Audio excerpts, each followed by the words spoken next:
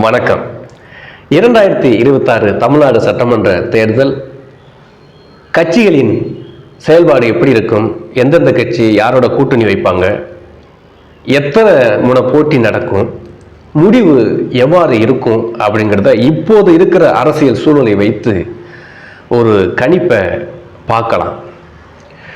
2026 தேர்தலில் திராவிட முன்னேற்ற கழகத்துடைய கூட்டணி கட்சிகள் எதுவுமே பிரிந்து போக வாய்ப்பே இல்லை.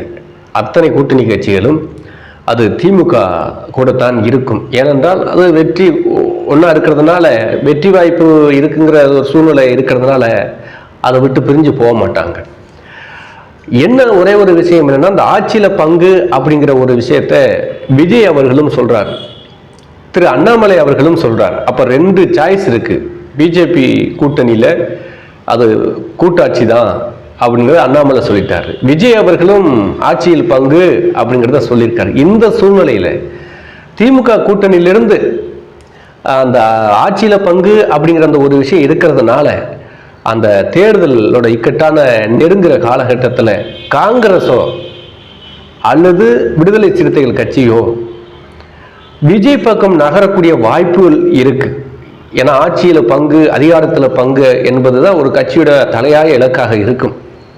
காங்கிரஸ் கட்சி ஆட்சிக்கு வந்து ரொம்ப வருஷம் ஆச்சு. தொடர்ந்து எம்எல்ஏக்களாக இருக்காங்களே தவிர அமைச்சராக யாருமே ஆக முடியலை காமராஜருக்கு பிறகு. அப்படிப்பட்ட நிலைமையில இருக்கிற அந்த கட்சி, விஜய் போன்றவர்கள் பெரிய இளைஞர்களுடைய பட்டாளம் ஆதரவு இருக்கக்கூடிய விஜய் அவர்கள், அதே போன்று பெரிய அந்த ரசிகருடைய குடும்பமே ஓட்டு போட்டால் கூட அவர் கிட்டத்தட்ட ஒரு 16% வாக்குகள் அவங்க இருக்கு இப்போதைக்கு.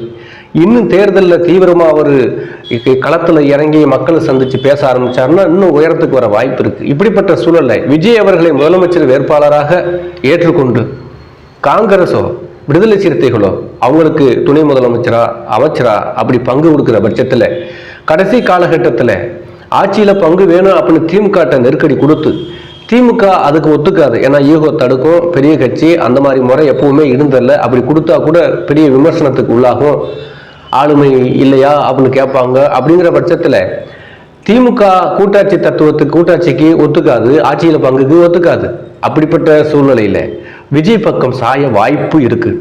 ஒரு 25% காங்கிரசும் விடுதலை சிறுத்தைகள் கட்சியும் விஜய் பக்கம் சாயறதுக்கு வாய்ப்பு இருக்கு. அப்படிப்பட்ட சூழல்ல அங்க அரசியல் களம் மாறும் அதுக்கு ஒரு வாய்ப்பு இருக்கு. ஸோ இது வந்து திமுக கூட்டணியில என்ன நடக்கும் அப்படிங்கிறது 25%, 75% ஸ்ட்ராங்கா இருக்காங்க, கூட்டணி வலுவா இருக்கு. இந்த ஆட்சியில பங்குங்கிற ஒரு விஷயம் இருக்குல்ல, அது எக்காலத்திலையும் வராது கைக்கு. ஆட்சியில் ரொம்ப எம்எல்ஏவே ஜெயிச்சுட்டே இருந்தா எப்படி அப்படிங்கிற ஒரு சிந்தனை வர ஆரம்பித்திருக்கிறது. அதே மாதிரி தமிழ்நாட்டு அரசியலில் புதிதாக ஆட்சியில் பங்கு, அதிகாரத்தில் பங்கு அப்படிங்கிற ஒரு நிலைமையும் இப்போ அண்ணாமலை அவர் வந்த பிறகு, விஜய் அவர் வந்ததுக்கு பிறகு வந்திருக்குது. அப்போ திமுக கூட்டணியில இது ஒரு சின்ன ஒரு மாற்றத்தை காலப்போக்கில் போக தேர்தல் நெருங்க வர வாய்ப்பு இருக்கு. இது ஒன்று திமுக கூட்டணியில. பாரதிய ஜனதா கட்சி கூட்டணியை பார்ப்போம். பாரதிய ஜனதா கூட்டணி நடந்து முடிந்த பாராளுமன்ற தேர்தலில் 12 தொகுதியில் 2வது இடத்துக்கு வந்துச்சு. அதிமுகவை 3வது இடத்துக்கு தள்ளிடுச்சு. அப்போ எதிர்கட்சியா பிஜேபி கூட்டணி தான் ஜெயிச்சு இருக்கிறதா அர்த்தம். அதாவது பாராளுமன்ற 2024 பாராளுமன்ற தேர்தலில் 7 தொகுதியில் அதிமுக டெபாசிட் இழந்தார். குறிப்பிட்ட தொகுதியில் அவர் சீமானை விட பின்னுக்கு போயிட்டாங்க. அப்போ அதிமுகங்கிறது லிஸ்ட்ல இல்லாமல் இருக்கு. 2வது இடத்துக்கு கூட அது ரொம்ப போராட வேண்டியிருக்கு. அப்போ 2வது இடம்னு பார்த்தோம்னா 2024 பாராளுமன்ற தேர்தலை வைத்து பார்க்கும்போது பிஜேபி கூட்டணியை தான் நம்ம 2வது இடத்தை வச்சு பார்க்க முடியும். இப்போ உள்ள சூழ்நிலை பிஜேபி கூட்டணியில் என்ன சொல்றாங்க அப்படின்னா, அண்ணாமலை தெளிவாக சொல்லிட்டார், ஆட்சியில் பங்கு அப்படிங்கிறது தெளிவாக சொல்லிட்டார். அது ஆக்கப்பூர்வமான அரசியல் தான். ஏன்னா அன்புமணி ராமதாஸ் ஒரு மிகப்பெரிய வாக்கு வங்கி வச்சிருக்கிற சமூகத்தை சார்ந்த ஒரு கட்சி. டிடிவி தினகரன் அவரும் தென் மாவட்டங்களில் மிகப்பெரிய ஒரு குறிப்பிட்ட அளவு வாக்கு வங்கி வச்சிருக்கிறாரு. ஓபிஎஸ் ஆதரவு அதிமுக இருக்கு. இதெல்லாம் சேர்ந்து தான் அது பிஜேபி கூட்டணிக்கு 12 தொகுதியில் 2வது இடத்தை தந்தது. இது சட்டசபையில் போட்டியிடும் போது குறிப்பிட்ட சீட்டுகளை பெற வாய்ப்பு இருக்கு. இப்போது இருக்கிற நிலைமையில இதுல அவர் தேவேந்திர குல வேளாளருடைய ஆதரவு பெற்ற ஜான் பாண்டியன் இருக்கிறாரு, ஐயா பாரிவேந்தர் இருக்காரு, அவர் ஒரு வலுவான ஒரு கேண்டிடேட். அதே மாதிரி சண்முக ஐயா இருக்காரு. இவங்கெல்லாம் அந்த கூட்டணியில் இருக்கும்போது சரத்குமார் அவருடைய பிரச்சாரம் இதெல்லாம், ஏன்னா அவர் பிஜேபியில் சேர்ந்துட்டாரு, அவர் சட்டமன்ற சீட்டு கொடுப்பாங்க. ஸோ இப்படிலாம் இருக்கும்போது அப்போ திமுகவுக்கு அடுத்து திமுகவுக்கு போட்டியாக பிஜேபி கூட்டணி தான் இப்போ இருக்குது. இப்போவே பிஜேபி கூட்டணி இருக்குது. இன்னும் ஒன்று, பிஜேபி கூட்டணியில் பிஜேபிக்காரவங்க நினைச்சார், பிஜேபியோட தலைவர் அண்ணாமலையோ இல்லை டெல்லியில் உள்ள தலைவர்களோ நினைத்தால் விஜய் அவர்களை பிஜேபி கூட்டணியில் சேர்த்தார். விஜய் அவர்களை பிஜேபி கூட்டணியில் சேர்த்தார். அப்படி சேர்க்கிற பட்சத்தில் விஜய் முதலமைச்சர் சீட்டு கேட்பார், சும்மா சேர மாட்டார். அவர் ஏற்கனவே சொல்லிட்டார். என்ன கேட்டா, விஜய் அவர்களுக்கு முதலமைச்சர் சீட்டு கொடுக்கறதுல தப்பே இல்லை. ஏன்னா மினிமம் 16% வாக்கு அவர்கிட்ட இருக்கு, ரசிகர்கள் இருக்காங்க. சும்மா இல்லை, மக்கள் திரள்றாங்க. வாலண்டியா இன்னும் ஒவ்வொரு மக்களையும் போய் அவர் பார்க்குறப்போ கண்டிப்பாக வலுவான ஆதரவு பெருகும். அப்படிங்கிற பட்சத்தில் பிஜேபி கூட்டணியோட விஜயை சேர்த்துட்டு விஜய் முதலமைச்சர், அண்ணாமலை துணை முதலமைச்சர், டிடிவியோ இல்லை அவர் பாட்டாளி மக்கள் கட்சி தலைவர் அவர் அன்புமணி ராமதாஸ் அவர்களை இணைய முதலமைச்சரோ இல்லை அவர்களுக்கு உண்டான பொறுப்புகளை கொடுத்துட்டு இந்த அணி இருக்குல்ல, இது தேர்தலை சந்தித்தால் கண்டிப்பா திமுக தோத்து போகும், விஜய் முதலமைச்சர் ஆயிடுவார். அதுக்கான சந்தர்ப்பம் இருக்குது. ஏன்னா தப்பு இல்லை, விஜயே சொல்லியிருக்கிறாரு, எல்லாத்தையும் ஏற்றுக்கிட்டு வந்தால் கூட்டணியில் ஆட்சியில் பங்கு இருக்குது அப்படின்னு. அப்படிங்கிறப்போ ஏன் பிஜேபி, ஏன்னா தமிழ்நாட்டோட காலங்காலமாக ஒரு தேசிய கட்சியோட கூட்டணி வச்சு தான் பழக்கம். ஒன்று அதிமுகவோட கூட்டணி வைப்பாங்க, இல்லை பிஜேபியோட கூட்டணி வைப்பாங்க. 1000 திராவிடம் 1000 விஷயம் பேசலாம். கலைஞரே பிஜேபி கூட கூட்டணி வச்சவர் தான், ஜெயலலிதா அம்மையாரும் பிஜேபி கூட கூட்டணி வச்சவங்க தான். அது ஒன்றும் தப்பு கிடையாது. அப்படிங்கிற பட்சத்தில் விஜய் முதலமைச்சர் வேட்பாளராக அறிவிச்சு, அண்ணாமலையை துணை முதலமைச்சர் அறிவிச்சு, டிடிவி அன்புமணி ராமதாஸ் அவர்களுக்கு முக்கியமான இடம் கொடுத்து, அதே போன்று ஜான் பாண்டியன் அவர்களுக்கெல்லாம் ஒரு முக்கிய அமைச்சர் பதவியை கொடுத்து, அது ஐயா பாரிவேந்தர், ஐயா சண்முகம் போன்றவர்களை அமைச்சர்களாக்கி இப்படி ஒரு கூட்டணி அமைச்சா திமுக தோக்கம். இரண்டாவது இடத்துல பிஜேபி கூட்டணி இப்போ இருக்கு. கண்டிப்பா விஜய் முதலமைச்சர் ஆயிடுவார், அண்ணாமலை துணை முதலமைச்சர் ஆகலாம், முக்கியமான அமைச்சர் பதவியை டிடிவி கொடுக்கலாம், அன்புமணி ராமதாஸ் அவர்களுக்கு கொடுக்கலாம். இப்படிப்பட்ட ஒரு வாய்ப்பும் இருக்கு, அரசியல் நடக்க வாய்ப்பு இருக்கு. அதை பத்தி நான் தனி வீடியோவை நான் போடுறேன். இந்த கூட்டணி அமைச்சா என்ன ஆகும் அப்படிங்கிறத தனியா நான் போடுறேன். இப்போ இப்படி ஒரு சூழல் இருக்க வாய்ப்பு இருக்கு. அப்படிங்கிற பட்சத்தில் திமுகவை விட பிஜேபி கூட்டணி வெற்றி பெற்றோம், அதாவது விஜய் ஆதரவு பெற்ற பிஜேபி கூட்டணி வெற்றி பெற்று விஜய் முதலமைச்சர் ஆகணும்.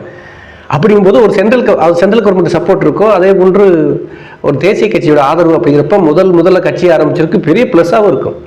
இப்படி ஒரு மாற்றம் வரவும் வாய்ப்பு இருக்கு தேர்தலில், 2026 தேர்தலில். சரி, இது ரெண்டு அணி முடிஞ்சு வச்சு. அடுத்து அண்ணா திராவிட முன்னேற்ற கழகம்.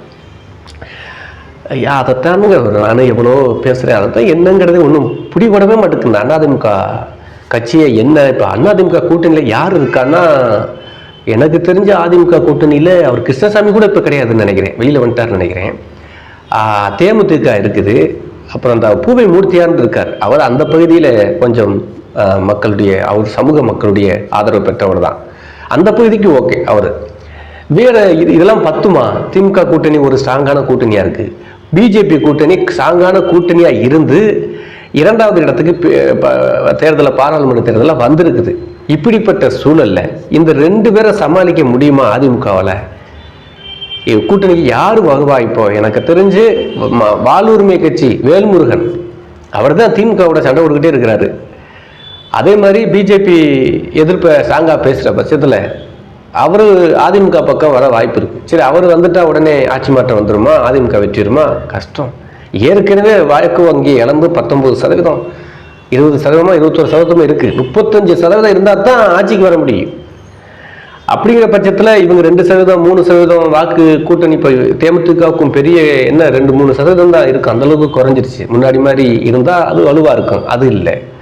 ஐயா பூவை மூர்த்தியார் அவர்கள் அந்த பகுதியில் செல்வாக்கு மிக்கவர், அந்த பகுதி மக்களுடைய வாக்கு இருக்கு, அவ்வளவுதான். தென் மாவட்டங்களில் அது ஒன்றும் இல்லை அவருக்கு. அதே மாதிரி இவர் யாரு வேல்முருகன் வந்தா கூட இன்னும் அறிவிக்கலை. ஒருவேளை வர வாய்ப்பு இருக்கோ அப்படிங்கிற ஒரு டவுட் இருக்கு அவர் பேசுற பார்த்தா.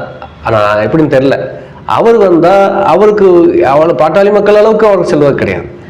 அப்படிப்பட்ட பட்சத்தில் அதுவும் வெற்றிக்கு வாய்ப்பு இல்லாத ஒரு சூழல்ல இருக்குது. அதே மாதிரி திரு எடப்பாடி பழனிசாமி அவர்கள் தான் கேண்டிடேட் அப்படின்ற முதலமைச்சர் வேட்பாளர் அறிவிக்கும் போது அதையும் மக்கள் ஏற்றுக்க தயாரா இல்லை. அவங்க அதிமுக காரங்க கோச்சுக்கிட்டாலும் பரவாயில்ல, நான் உண்மையை தான் சொல்றேன். நான் ஒரு பொலிட்டிக்கல் சயின்ஸ் படித்த மாணவனா கருத்தை தெரிவிக்கிறேன். அப்படிங்கிற பட்சத்தில் அப்போ அதிமுக ஒரு தடுமாற்றமான நிலைமையில இருக்கும். இப்படிப்பட்ட சூழல்ல இருக்கு. இல்லை வேற மாதிரி இன்னொரு அதிமுகவுக்கு வேற ஒரு வாய்ப்பு.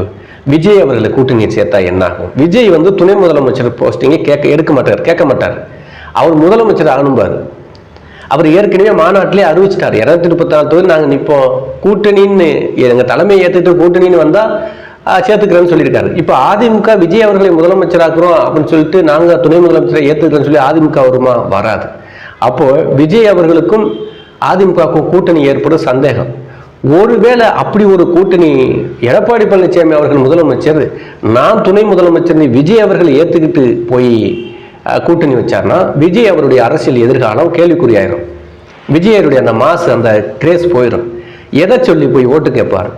ஏற்கனவே பல ஊழல் குற்றச்சாட்டு இருக்கிற அதிமுக, பல கட்சி பிரிஞ்சிருக்க காரணம் எடப்பாடி பழனிசாமி, 10 தோல்வியை சந்திச்சவர், சசிகலா அம்மையாருக்கு துரோகம் பண்ணிட்டாரு அப்படிங்கிற கம்ப்ளைண்ட்லாம் இருக்குது. இப்படியெல்லாம் இருக்கிற பட்சத்தில் அப்படிப்பட்டவர்கிட்ட போய் கூட்டணி வச்சா விஜய் அவருடைய அரசியல் வாழ்க்கையே காலியாயிரும். அதெல்லாம் அவர் உணர்ந்தவர், ஏற்கனவே அறிவிச்சிட்டாரு கூட்டணிலாம் வைக்க மாட்டோம்னு ஏடிஎம்கே கூட. அப்படிங்கிற பட்சத்தில் அப்போ அதிமுக கூட்டணியில் விஜய் சேரவும் வாய்ப்பு இல்லை. சீமான் சேருவாரா? சீமான் சேர்ந்தாலும் அது ஒன்றுமே நடக்காது. சீமானுக்கு தான் கெட்டவர் ஆகிப்போம். விஜய் அதே நிலைமை தான், சீமானும் சேர மாட்டேன். அவர் சொல்லிட்டு 230 நாங்கள் தான் நிற்கும் அப்படின்னு சொல்லி. அப்படிங்கிற பட்சத்தில் அதிமுகவுடைய அந்த அரசியல் தான் 2026 தேர்தலில் மிகப்பெரிய கேள்விக்குறியா இருக்கு. இது அதிமுக கட்சிக்காரங்கெல்லாம் ஃபாலோ பண்ணுறாங்க, அவங்களுக்குலாம் தெரியும். உண்மையத்தான் சொல்கிறேன். நான் 2024 பாராளுமன்ற தேர்தலே நான் அந்த கணிப்பை வெளியிட்டேன். 12 தொகுதியில் பிஜேபி ஜெயிக்கும்னு சொன்னேன். ஜெயிக்கிற அளவுக்கு வந்துச்சு. 12 தொகுதியில் அதிமுகவை ஜெயிச்சிச்சுல பிஜேபி. நான் சொன்னது நாம் தமிழர் கட்சி அதிமுகவோட சில தொகுதியில் முன்னாடி வரும்னு சொன்னேன். அதே மாதிரி வந்துச்சு. எல்லா தொகுதியிலுமே ஏடிஎம்கே ஜெயிக்கும்னு சொன்னேன், டிஎம்கே ஜெயிக்கும்னு சொன்னேன், ஜெயிச்சிச்சு. ஒரு அரசியல் படிச்சனா என்னோட கணிப்பை நான் வெளியிடுறேன். 2026 தேர்தல் அதிமுகவுக்கு படுமோசமான தேர்தலாக இருக்கும். படுமோசமான தேர்தலாக இருக்கும். ஏன்னா ஒரு மாசு ஹீரோ அரசியல் என்ட்ரி ஆகிறாப்புல மக்கள் திரண்டுருவாங்க, வேற மாதிரி கொண்டு வருவாங்க. இன்னொன்று ஆல்ரெடி கோவத்தில் வேற இருக்காங்க. இந்த கட்சிகள் அரசியல்வாதிகள் பண்ணது பிடிக்காம மக்கள் இருக்காங்க. அதுவும் அதிமுகவில் ஒரு கரிஸ்மாட்டிக் இல்லை, லீடர் இல்லை, ஒற்றுமை இல்லாமல் கட்சி வாக்கு எல்லாம் பிரிஞ்சு கிடக்கிற பட்சத்தில் அதிமுகவுடைய வாழ்க்கை, அந்த அதிமுக கட்சியோட நிலைமை 2026 ரொம்ப பரிதாபமாக இருக்கு. இன்னும் ஒன்று அதிமுகவுக்கு வாய்ப்பு. டிடிவி தினகரன் அவரோட பேசினார். பிஜேபி கூட்டணிக்கு வந்துட்டா அதிமுகவுக்கு கட்சியை காப்பாற்றலாம், நல்வாழ்வு இருக்கு அப்படின்னு சொல்லி. அப்படி பிஜேபி கூட்டணியில் போய் எடப்பாடி பழனிசாமி சேர்ந்து அவங்க ஆட்சியில் பங்குன்னு சொல்றாங்க. அதுக்கெல்லாம் ஒத்துக்கிட்டு அதில் எடப்பாடி பழனிசாமி அவர்களையோ இல்லை எடப்பாடி பழனிசாமி அவர்களை மக்கள் ஏற்றுக்க மாட்டாங்க முதலமைச்சர் வேட்பாளரா, வேற ஒருத்தர் அதிமுகவில் ஆக்கலாம். அப்படிங்கிற பட்சத்தில் அதிமுக வந்து பிஜேபி கூட்டணி சேர்ந்துச்சுன்னா அதிமுக ஆட்சிக்கு வர வாய்ப்பு இருக்கு. ஏன்னா அதிமுக இருக்கு, பிஜேபி இருக்கு, டிடிவி தினகரன் அங்கே உள்ள இருக்காரு, அன்புமணி ராமதாஸ் இருக்காரு, ஜான்பாண்டியன் இருக்காரு, பாரிவந்தர் இருக்காரு, சண்முகம் இருக்காரு. வலுவான கூட்டணி ஆயிரும். அப்ப எந்த ஈகமும் பார்க்காமல அதிமுக அப்படிப்பட்ட ஒரு முடிவு எடுக்கணும். இதைத்தான் டிடிவி தினகரன் சொல்றாரு. அதிமுகவுடைய நலன் கருதி இந்த தேர்தலில் பிஜேபி கூட்டணிக்கு வந்துருங்க, இல்லைன்னா அந்த கட்சி அழிஞ்சிடும். இதையாவது கேட்கணும் அந்த தலைவர். இதையும் கேட்கலன்னா அந்த கட்சி ரொம்ப கஷ்டம், ரொம்ப கஷ்டம். அதெல்லாம் பெரிய பெரிய அனுபவமான தலைவர்கள் இருக்காங்க, படித்தவங்க இருக்காங்க, முக்கியமான ஆட்கள்லாம் இருக்காங்க அதிமுகவில். இந்த ஈகோ, நான் பெரிய ஆளு நீ பெரியலாம் தூக்கி போட்டு கட்சியை காப்பாற்றுறதுக்காக இந்த தேர்தலில் ஒரு முடிவெடுத்தா வாய்ப்பு இருக்கு, இல்லைன்னா கட்சி போயிடும். ஸோ இப்படி ஒரு சோர்ஸ் அதிமுகவுக்கு இருக்கு. பிஜேபி கூட்டணிக்கு போகக்கூடிய வாய்ப்பு கூட இருக்கு, வேற வழி இல்லாமல். அப்படி ஒரு சூழல் இருக்கு.